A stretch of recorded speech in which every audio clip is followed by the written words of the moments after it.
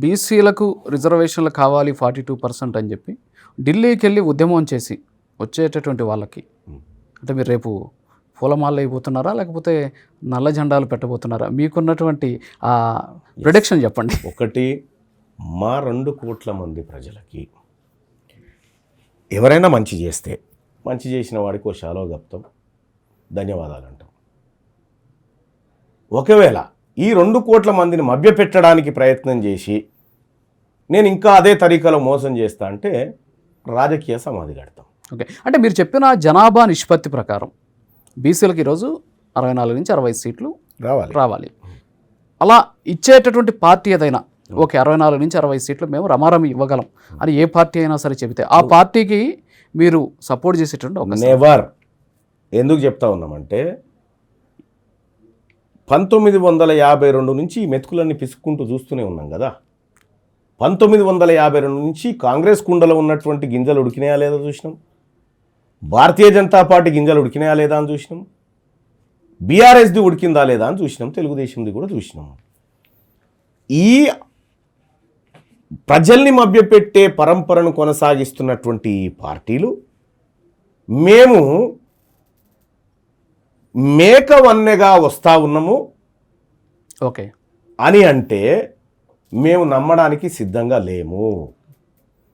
మేము రాజకీయ పార్టీగానే మా అవసరాలు తీర్చుకుంటాము. ఓకే, ఏంటి రేపు 4వ తేదీ ఏమన్నా కీలక ప్రకటన ఉండబోతుందా? ఎస్, ఖచ్చితంగా ఉంటుంది. సోమాజిగూడ ప్రెస్ క్లబ్లో ప్రైమ్ 9 కూడా ఆహ్వానిస్తూ ఉన్నాం. ఈ వేదిక నుంచి 4 తారీఖు రోజు ప్రెస్ మీట్ ఉంటుంది. ఆ ప్రెస్ మీట్లో చాలా కీలకమైనటువంటి అంశాలు ప్రజాక్షేత్రంలో తీసుకురాబోతాం. అంటే ఇంతకుముందు క్వశ్చన్ బట్టి అర్థమైపోయింది. సో మేకవన్నీ పులిలాగా వచ్చినటువంటి పార్టీలు మేము నమ్మం, మాకంటూ ఒక స్వతంత్ర రాజకీయ వ్యవస్థ కావాలని మీరు చెప్తున్నారు.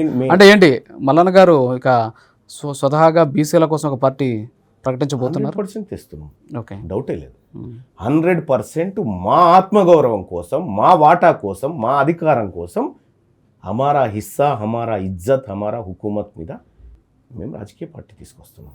రాజకీయ పార్టీ తీసుకొచ్చే మల్లన్న గారు అలాగే ఇంత గొప్పగా సందేశాలు ప్రజల్లో చైతన్యం తీసుకొచ్చే మీరు ఒక పార్టీ నుంచి గెలిచి, అంటే అదేమి డైరెక్ట్ ఎలక్షనే కాదు అయినా సరే ఆ పార్టీ సపోర్ట్తో గెలిచిన మీరు ఆ ఎమ్మెల్సీకి రాజీనామా చేసి మరి పార్టీ పెడితే ప్రజల్లో ఇంకా మీకు బ్రహ్మరథం పట్టే అవకాశాలు ఉన్నాయి? రైట్, మంచి క్వశ్చన్.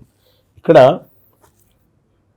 నేను ఒక 10 సంవత్సరాల పాటు కేసీఆర్ అనేటువంటి ఒక దుర్మార్గమైన రాజ్య వ్యవస్థ మీద పోరాటం చేసినటువంటి క్రమంలో ఒకానొక సందర్భంలో వాళ్ళు ఇంకా నన్ను చంపడం మినహా ఇంకొక ఆప్షన్ లేదనుకున్నారు. ఆ సందర్భంలో నేను సర్వైవ్ కావడం కోసం అతన్ని ప్రభుత్వమే లేకుండా చేయాలనేటువంటి బలమైన సంకల్పంతో నేను ఒక నిర్ణయం తీసుకున్నాను. నిర్ణయం తీసుకున్నటువంటి సందర్భంలో కాంగ్రెస్ పార్టీలో చేరి, కాంగ్రెస్ పార్టీలో రాహుల్ గాంధీ గారి కామారెడ్డి ప్రకటన తర్వాత 42% రిజర్వేషన్ బీసీలకు ఇస్తూ కులగణన చేపడతామనేటువంటి ఒక బలమైన మాటతో నేను కాంగ్రెస్ పార్టీలో చేరడం జరిగింది. కాంగ్రెస్ పార్టీలో చేరిన తర్వాత క్యాంపెయినింగ్ కమిటీ కన్వీనర్గా నేనున్నాను. నేను కాంగ్రెస్ పార్టీ అభ్యర్థుల కోసం 47 నియోజకవర్గాల్లో నేను ప్రచారం చేసిన. 42 నియోజకవర్గాల్లో కాంగ్రెస్ పార్టీ అభ్యర్థులు గెలిచినారు. Right, Congress party graduate MLC ఎన్నికల్లో నాకు బీఫామ్ ఇచ్చింది. నేను పోటీ చేసి నేను గెలిచిన. ఇక్కడ నేను పోటీ చేసినటువంటి సందర్భంలో కాంగ్రెస్ పార్టీ నాకు బీఫామ్ ఇవ్వకపోయినా నేనే గెలుస్తాను. తీన్మార్ మల్లన్న కాంగ్రెస్ పార్టీని గెలిపించిండు తప్ప కాంగ్రెస్ పార్టీ తీన్మార్ మల్లన్నను గెలిపించలేదు. తీన్మార్ మల్లన్న మా ఓట్లతో గెలిచినావు కాబట్టి నువ్వు రాజీనామా చేయాలి. మరి నా వాయిస్తో గెలిచిన 42 మంది రాజీనామా చేస్తారా?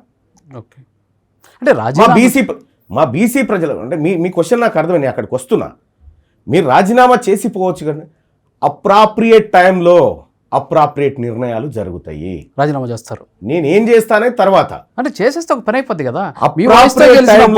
అప్రాప్రియేట్ టైం నేనే చేస్తానా, బీసీ ఎమ్మెల్యేలు కూడా చేస్తారా? ఓకే, ఫ్యూచర్లో మీరు చూస్తారు ఖచ్చితంగా. అంటే వాయిస్తో గెలిచినప్పుడు రిజైన్ చేసి మళ్ళీ మీ వాయిస్తో గెలిచేదాన్ని చెప్తా ఉన్నా.